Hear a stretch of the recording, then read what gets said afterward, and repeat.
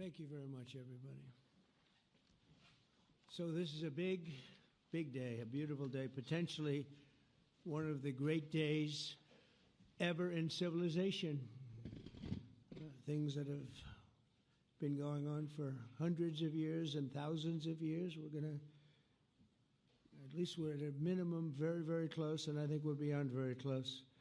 And I want to thank Bibi for really getting in there and doing a job. We've worked well together, as we have with many other countries, both of us, with many other countries, which is the only way this whole situation gets solved. And I'm not just talking about Gaza. Gaza is one thing, but we're talking about much beyond Gaza. The whole deal, everything getting solved. It's called peace in the Middle East. So today is a historic day for peace, and Prime Minister Netanyahu and I have just concluded an important meeting on many vital issues, including Iran, trade, the expansion of the Abraham Accords, and most importantly, we discussed how to end the war in Gaza, but it's just a part of the bigger picture, which is peace in the Middle East, and let's call it eternal peace in the Middle East. So this is far more than anybody expected, but the level of support that I've had from the nations in the Middle East and surrounding Israel and neighbors of Israel has been incredible, incredible. Every single one of them. This afternoon, after extensive consultation with our friends and partners throughout the region, I'm formally releasing our principles for peace, which people have really liked, I must say.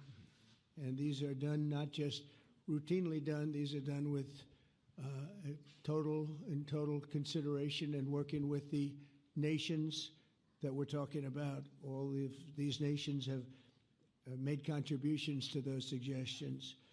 I want to thank the leaders of many Arab and Muslim nations for their tremendous support in developing the proposal, along with many of our allies in Europe. Europe has been very much involved, and as I was called by many of the European leaders, most of them saying, is this true?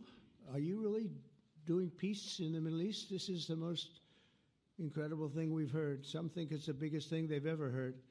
They called just to find out, was it just a rumor or is it actually done? And then they said, have you spoken to the Arab leaders? Have you spoken to all of the other leaders that we have to get? A lot of people involved in this one. I also want to thank Prime Minister Netanyahu for agreeing to the plan and for trusting that if we work together, we can bring an end to the death and destruction that we've seen for so many years, decades, even centuries, and begin a new chapter of security, peace, and prosperity for the entire region. And I want to just say that my meetings and dialogue that we had with so many countries, Saudi Arabia as an example, the king is a phenomenal person. The Emir of Qatar, he's incredible people. UAE, and that's MBZ and ABZ. We're totally involved. These are the people that we've been dealing with and who've been actually very much involved in this negotiation, giving us ideas, things they can live with, things they can't live with. Pretty complex. I mean, after 2,000, 3,000 years, whatever it is, I guess it's got to be a little complex, or it would have been done a long time ago. The King of Jordan was with us, as you know, in the United Nations. The President of Turkey, President Erdogan, is a friend of mine, a strong man, but a good man. President of Indonesia, somebody who's an amazing leader, Prabowo. He is an amazing leader and respected by everybody. He was in the room with us. We were together with most of these people that I'm mentioning. Others were by phone or the next day. The Prime Minister and the Field Marshal of Pakistan, they were with us right from the beginning. Incredible. In fact, they just put out a statement that they fully believe in this pact. It just came out just as I was walking around. They said, sir, you have a big notice from the Prime Minister of Pakistan and from the Field Marshal that they back this 100%. President El-Sisi of Egypt, who's terrific. And these are people I've gotten to know over the years. I mean, I would say it started around 2015 and then went into 2016 when the presidency officially began. But I've known him actually for a long time, and there are many cases really great men. I can't say in all cases, but I will tell you in many cases they're great men and some great women too. They tend to be mostly men, however, I will say that. But if accepted by Hamas, this proposal calls for the release of all remaining hostages immediately, but in no case more than 72 hours. So the hostages are coming back, and I hate even saying this from the standpoint, doesn't sound right, but it is so important to the parents. The bodies of the young men, I believe in almost all cases, the young men are coming back immediately. I met with parents. The parents felt as strongly about getting the body of their dead boy back as they did as though the boy were alive and well. It's so important to them. And it means the immediate end to the war itself, not just Gaza. It's the war itself. Under the plan, Arab and Muslim countries have committed, and in writing in many cases, but I actually would take their word for it. The people I mentioned, I'd take their word for it, to demilitarize Gaza, and that's quickly. Decommission the military capabilities of Hamas and all other terror organizations. Do that immediately. And we're relying on the countries that I named and others to deal with Hamas. And I'm hearing that Hamas wants to get this done too, and that's a good thing. And destroy all terror infrastructure, including the tunnels, weapons, production facilities. They have a lot of production facilities that we're destroying. They'll also help train local police forces in the areas that we're discussing right now, in particular in and around Gaza, working with the new transitional authority in Gaza. All parties will agree on a timeline for Israeli forces to withdraw in phases. They'll be withdrawing in phases. No more shooting, hopefully, as progress is made toward achieving these goals. Arab and Muslim nations need to be allowed the chance to fulfill these commitments of dealing with Hamas. They have to deal with them because they were the one group that we have not dealt with. I haven't dealt with them. But the Arab countries are going to, and Muslim countries are going to be dealing with Hamas, and I believe they've already been there. I think they probably have an understanding, and they haven't maybe mentioned that, but I would imagine they do. Otherwise, they wouldn't have gone as far as they've gone. If they're unable to do so, then Israel would have the absolute right and actually our full backing, the U.S. full backing. Marco's here, and a lot of our leaders are here, our great Vice President, Susie Wiles, Steve Witkoff, Jared Kushner. They've been so involved in this process. I don't think anybody else could have done it or even come close. But it's we're right there. We're right there. First time in thousands of years, I think you can probably say, if you really look into it, if you study back, if you're a scholar, you would say thousands of years. Israel would have my full backing to finish the job of destroying the threat of Hamas. But I hope that we're going to have a deal for peace. And if Hamas rejects the deal, which is always possible, they're the only one left. Everyone else has accepted it. But I have a feeling that we're going to have a positive answer. But if not, as you know, Bibi, you'd have our full backing to do what you would have to do. Everyone understands that the ultimate result must be the elimination of any danger posed in the region, and that danger is caused by Hamas. The tyranny of terror has to end, and this is, again, something that we're looking for. This is eternity. This is for forever. To ensure the success of this effort, my plan calls for the creation of a new international oversight body, the Board of Peace, we call it, the Board of Peace, sort of a beautiful name, the Board of Peace, which will be headed, not at my request, believe me, I'm very busy, but we have to make sure this works. The leaders of the Arab world and Israel and everybody involved asked me to do this, so it would be headed by a gentleman known as President Donald J. Trump of the United States. That's what I want, is some extra work to do, but it's so important that I'm willing to do it, and we'll do it right, and we're going to put leaders from other countries on, and leaders that are very distinguished leaders, and we'll have a board, and one of the people that wants to be on the board is the UK former Prime Minister, Tony Blair, good man, very good man, and some others, and they'll be named over the next few days, and it'll be quite the board. Working, everybody wants to be on it now. I don't know if that had anything to do. They named me and everybody else wanted to be on it. I guess they figure, well, he's a soft touch. He'll be easy to deal with. Working with the World Bank and others, it will be responsible for recruiting and training a new government that will be made up of Palestinians along with highly qualified experts from all around the world. Hamas and other terrorist factions will play no role in the board, but they'll play no role in the governance of Gaza at all, directly or indirectly. As you know, thousands of Hamas leaders have been killed and soldiers have been killed. And we can never forget October 7th, but thousands have paid the price for that.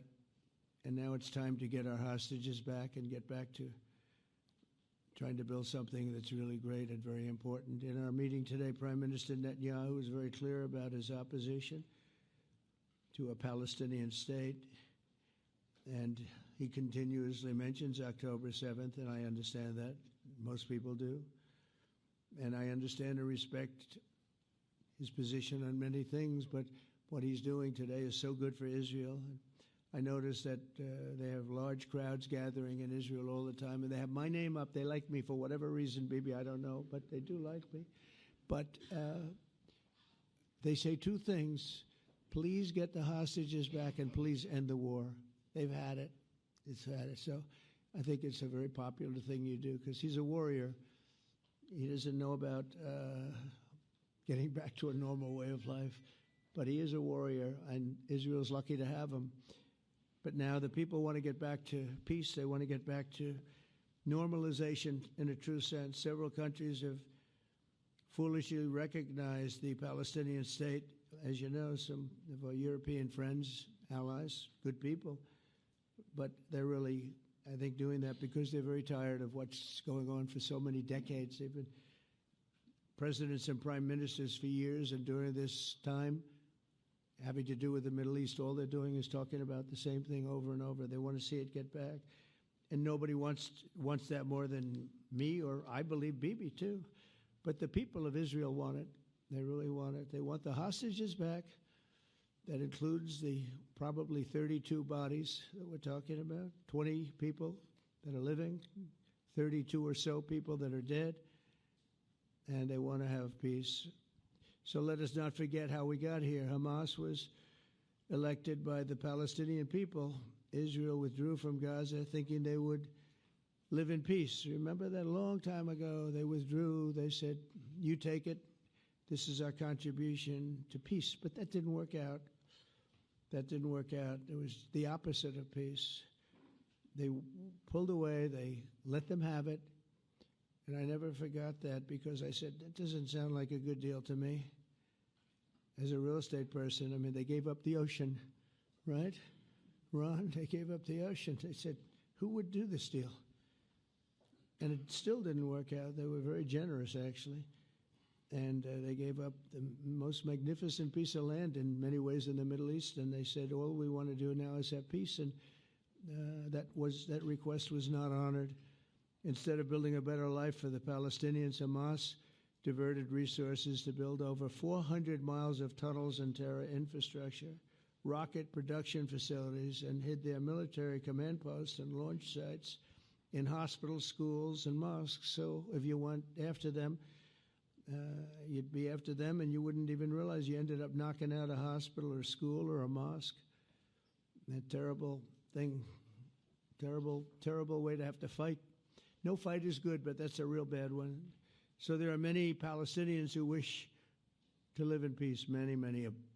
I've seen so many of them. And they have support. And I challenge the Palestinians to take responsibility for their destiny, because that's what we're giving them. We're giving them responsibility for their destiny, fully condemn and prohibit terrorism and earn their way to a brighter future. They don't want the life that they've had. They've had a rough life with Hamas.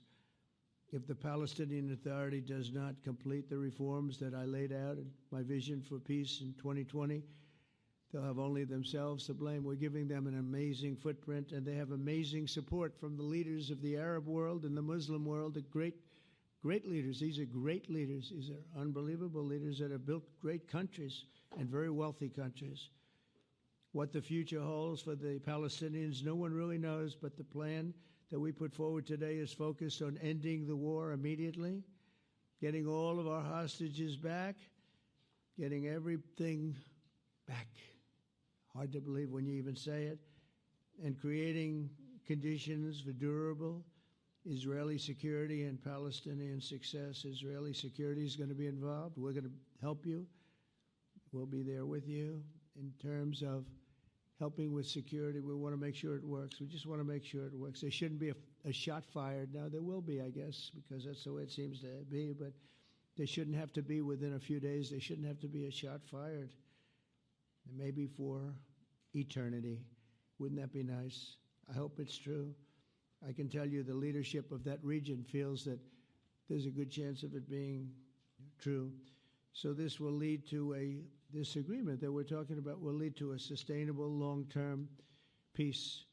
No president in history has been a greater friend of the state of Israel than I have, in addition to negotiating the Abraham Accords. I like to say it that way because the real people, that's what they call Abraham. I would say Abraham, but it's so much nicer when you say Abraham. So much more elegant. But the Abraham Accords, they're amazing. Jared, you did that along with your group of geniuses, and nobody thought that could be done. We have 4 countries, and Sleepy Joe Biden didn't do a thing. He didn't even know what the hell they were. He should have had them fold up. But I think this will also lead to packing them. And who knows, maybe even Iran can get in there. I hope. We hope we're going to be able to get along with Iran. I think they're going to be open to it. I really believe that. But they could be a member. I long ago said, I'll bet you at some point Iran will be a member of the Accords. And little did I realize it was going to take this turn. That was some turn we did with the B-2s. But I think they might very well be there because it's a great thing for them economically. I recognize the eternal capital of Israel. I opened the American embassy in Jerusalem. That was something that everyone said would never be done, could never be done. Virtually every president for many, many years, for decades, would campaign on making Jerusalem the capital of Israel. They campaigned on it over and over. Is that right, Steve? Is that right? Everyone, and when they got to it, and I understand why now, because it was so. When I got to office, I campaigned on it too. I said, we're going to make it. And then I'd get calls from the leaders of various countries saying, please don't do it. Please don't do it. It'll end the whole world. Please don't do it. And finally, I just didn't say anything, and I did it. People were calling me before I did it because I heard I was going to do it. And leaders of countries were calling me. And I think it was on a Thursday that I did it. And they'd call me Monday, Tuesday, Wednesday, 3-4 times a day, and I said, tell them I'll call them back on Friday. And I announced it on Thursday, and I called them back, the biggest people in the world, and they said, you've done it. I said, done what? You've made the capital of Israel, Jerusalem, and we wanted to talk yet. I wish you called me a little sooner. Maybe I could have done something about So that was a lot easier than getting into an argument, because I knew what they were calling about. And you know what? It turned out to be amazing. Everybody thought it was going to lead to the end of the world, right? The end of the world, Ron, that's what they said. It didn't lead to anything. It just led to something that I promised, and something that was very, very popular for Jewish people and a lot of other people, too. I recognize Israeli sovereignty over the Golan Heights, and I cut taxpayer funding to the corrupt United Nations Relief and Works Agency. And United Nations was interesting because, as you know, a few days ago they introduced me. Ladies and gentlemen, the President of the United States. I'm looking at my teleprompter, and the thing was dead, stone cold, dead. The thing's up here. I have a long, beautiful speech to make. I'm back 30 feet back, and I'm saying, they're introducing me. There's nothing on my teleprompter. So, but I made a speech. I actually got good marks. You think Biden could have done that? I don't think so. I don't think he could have done that. I don't think too many people could have done it. But actually, it was actually more of a speech from my heart, if you want to know the truth. I think it was maybe better in certain ways because it was from the heart. It has to be from the heart. Otherwise, you're in big trouble. But I cut taxpayer funding for that very corrupt United Nations Relief and Works Agency, and nobody thought that would be done, and withdrew from the horrible Iran nuclear deal that was imposed upon Israel by Barack Hussein Obama and Biden. And I don't think Biden knew anything about it, though. I don't think he knows anything about it now, actually, if you ask him. He'd say, what is that? And we obliterated Iran's nuclear enrichment capacity, making it impossible for them to have a nuclear weapon, which they would have had probably in about 2 months from that. But I've never asked Israel to compromise its security, but we had big, strong talk. Nobody's been better to Israel. No president's been better to Israel than Donald Trump. But we had a long, strong talk, Bibi and I, and he understands it's time. It's time. History has shown. And the people of Israel want it. And the people of the Middle East want it. The people of enemies of Israel want it. But they don't have really too many enemies right now. And you know what? Many countries have gained great respect for Israel, for the way they fight, for the job they do, including me. I had respect anyway, but they gained respect. History has shown us that those who have relations with Israel have thrived, while those who have devoted resources and attention toward the destruction and even annihilation of Israel have languished. They haven't done well. Israel is not going anywhere. They're going to coexist with other people and countries in the region, from Syria to Lebanon to Saudi Arabia. The promise of a new Middle East is so clearly within our reach. This is the closest we've ever come to real peace, not fake peace, not political fool's peace. If we can get this difficult problem solved, the opportunities for all within that vast region of this world, it's a vast region. It's unlimited. The Abraham Accords show that all countries are better off when they communicate and work together and embrace new opportunities. I hope Jared and Steve and Susie and Marco and JD, we have great people. I hope you guys are going to work very hard to get these other countries in, because now they have no excuse. There's no longer an excuse. They were somewhere hesitant. And I tell you, the 4 countries that went in, I give them tremendous credit, and it's worked out incredibly well for them. In the same spirit, I'm pleased to report that earlier today we took another important step toward greater understanding in the region. A short time ago, we had a historic phone call in the Oval Office with Prime Minister Tani, who's really a great, great person. So we had a great talk, and I was on the phone, and Bibi was talking. Prime Minister Al-Thani was of Qatar. They really had a heart-to-heart conversation. It was a great conversation, I thought. It was productive. It was everything that you need to have something turn out to be successful. And I want to thank Bibi, and I want to thank the Prime Minister. It was fantastic. We agreed to launch a formal trilateral mechanism between Israel, Qatar, and the United States to begin a dialogue to enhance mutual security, correct misperceptions, and avoid future misgivings. And I want to thank Qatar, its leadership, and the Emir. He's a fantastic person. I think, I'm going to be his public relations man because I know him differently than a lot of people know him. But he wants peace. He wants to see peace. And his people, and they really acknowledge the critical role that they've played as mediator.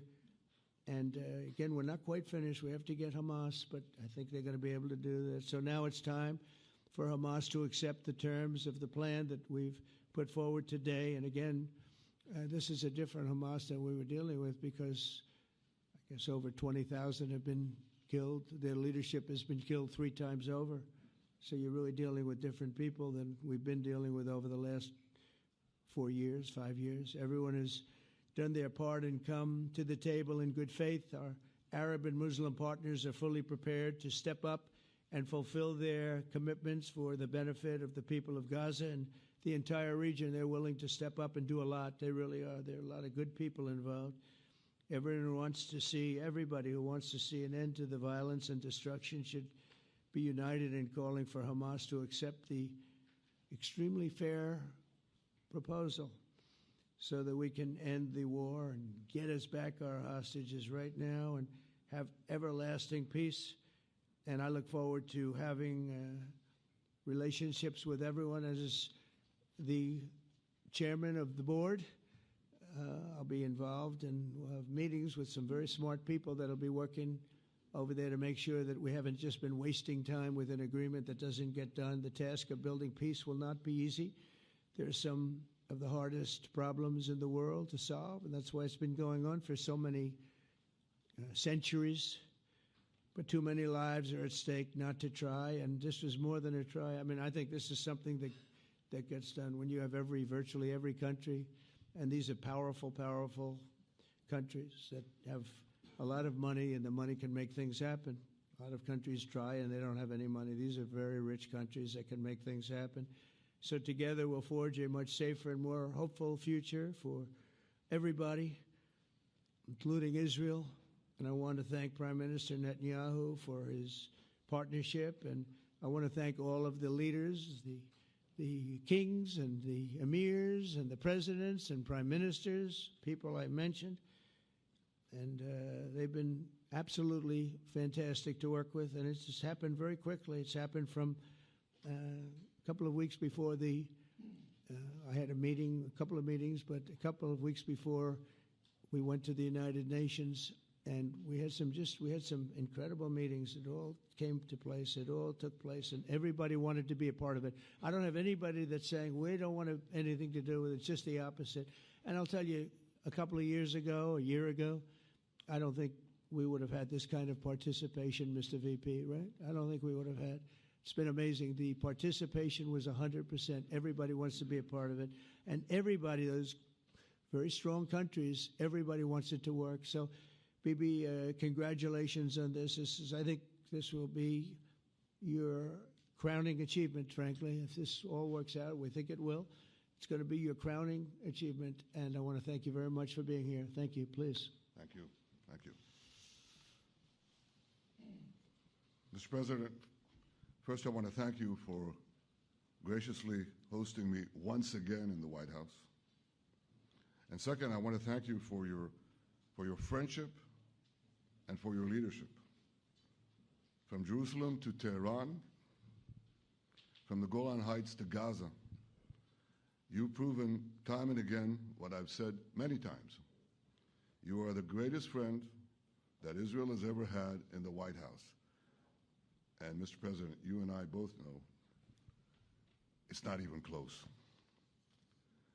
While you focus at home on making America great again, your leadership abroad is changing the world for the better, ending wars and advancing peace. I believe that today we're taking a critical step towards both ending the war in Gaza and setting the stage for dramatically advancing peace in the Middle East, and I think beyond the Middle East. and very important Muslim countries. I support your plan to end the war in Gaza, which achieves our war aims. It will bring back to Israel all our hostages, dismantle Hamas's military capabilities, end its political rule, and ensure that Gaza never again poses a threat to Israel. We would not have achieved this turning point without the courage and sacrifice of our incredibly brave soldiers. They fight like lions to defend the people of Israel, and they serve on the front line in the war between civilization and barbarism. Mr. President, when our two countries stand shoulder to shoulder, we achieve the impossible. Just a few months ago, in Operation Rising Lion and Operation Midnight Hammer, we struck a decisive blow against Iran's nuclear and ballistic missile program. Your bold decision to send those B-2s made the region safer and the world safer. Now, under your leadership, we're taking the next step to win the war and expand the peace. Your plan is consistent with the 5 principles my government set for the end of the war and the day after Hamas. Everybody asks, what is your plan for the day after Hamas? Here's our plan. Passed it in the cabinet. All our hostages, both those who are alive and those who died, all of them will return home immediately. Hamas will be disarmed. Gaza will be demilitarized. Israel will retain security responsibility, including a security perimeter for the foreseeable future. And lastly, Gaza will have a peaceful civilian administration that is run neither by Hamas nor by the Palestinian Authority. If Hamas agrees to your plan, Mr. President, the first step will be a modest withdrawal, followed by the release of all our hostages within 72 hours. The next step will be the establishment of an international body charged with fully disarming Hamas and demilitarizing Gaza. I appreciate your willingness to lead the body, Mr. President. I really appreciate it because you have a lot of things to do, and this is important. And it reflects the confidence that this will give everyone, that things will be followed up on all the commitments made. The fact that you're taking this on, I think, helps a lot to make sure that everything flows in the direction that we want. Now, if this international body succeeds, we will have permanently ended the war. Israel will conduct further withdrawals linked to the extent of disarmament and demilitarization, but will remain in the security perimeter for the foreseeable future. I think we should understand that we're giving everybody a chance to have this done peacefully, something that will achieve all our war objectives without any further bloodshed. But if Hamas rejects your plan, Mr. President, or if they supposedly accept it and then basically do everything to counter it, then Israel will finish the job by itself. This can be done the easy way, or it can be done the hard way, but it will be done. We prefer the easy way, but it has to be done. All these goals must be achieved because we didn't fight this horrible fight, sacrifice the finest of our young men to have Hamas stay in Gaza and threaten us again and again and again with these horrific massacres. Mr. President, I was encouraged by your clear statement at the UN against the recognition of a Palestinian state. That would be an outcome that, after October 7th, would reward terrorism, undermine security, and endanger Israel's very existence. As for the Palestinian Authority, I appreciate your firm position that the PA could have no role whatsoever in Gaza without undergoing a radical and genuine transformation. In your 2020 peace plan, which you mentioned just now, you made clear what that transformation requires. It's not lip service. It's not checking a box. It's a fundamental, genuine, and enduring transformation. And that means ending pay to slay, changing the poisonous textbooks that teach hatred to Jews, to Palestinian children, stopping incitement in the media, ending lawfare against Israel at the ICC, the ICJ, recognizing the Jewish state, and many, many other reforms. It won't come as a surprise to you that the vast majority of Israelis have no faith that the PA Leopard will change its spots. But rather than wait for this miraculous transformation, your plan provides a practical and realistic path forward for Gaza in the coming years, in which Gaza will be administered neither by Hamas nor the Palestinian Authority, but by those committed to a genuine peace with Israel. I think this can be not only a new beginning for Gaza, I think it can be a new beginning for the entire region. Under your leadership, we can re-energize, well, I've got to contribute my own, we can re-energize the Abraham Accords. That's what it's called in the original Hebrew, Abraham. Abraham is fine, Abraham, however you want to call it. Under your leadership, Mr. President, we can re-energize the Abraham Accords that we forged 5 years ago. We can expand them to many more Arab and Muslim nations that choose moderation over extremism. I think there's an opportunity here. It's not going to be easy. It's tough going. But I think if we succeed, you're absolutely right. We're going to open possibilities that nobody even dreamed of. But I think we dream of them. As you've told me, Mr. President, and you've told the world many, many times, you said, remember October 7th. Remember October 7th. And we do. We will never forget the horrors of October 7th, and we will do whatever is necessary to make sure they don't happen again. Since October 7th, Israel's enemies have learned a hard truth. Those who attack us pay a heavy price, but those who partner with us advance progress and security for their peoples.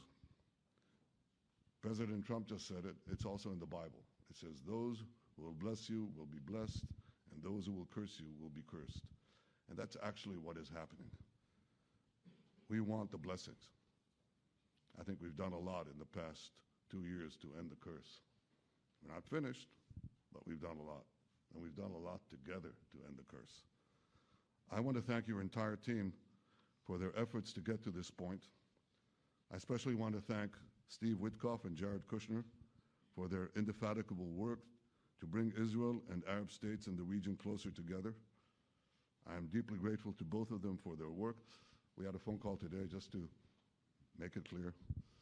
I said to the Prime Minister of Qatar, Israel was targeting terrorists, wasn't targeting Qatar. And of course, we regretted the loss of the Qatari citizen. It wasn't our target.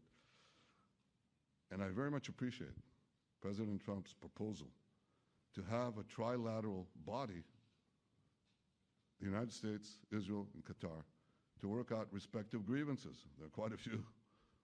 But if we could try to mitigate them or put it on a different footing, I think that'll be good for everyone. Above all the people, the fine team, and many helpers who've done this, I want to thank you, Mr. President. History has already shown that under your leadership, Israel and America can change the face of the Middle East.